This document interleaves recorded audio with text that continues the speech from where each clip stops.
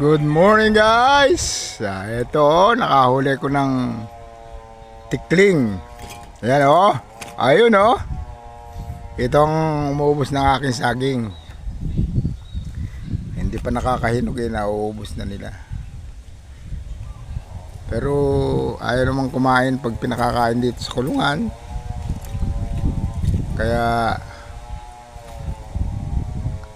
pawawalan ko na lang siguro, kasi kung kakainin kita hindi naman makadadagdag siguro sa kalusugan ko yung isang tikling. Kaya pawawalan na lang kita kasi baka meron ding naghihintay sa'yo. Matagal ka nang nawala, baka meron kang anak o meron kang partner na naghihintay sa'yo. So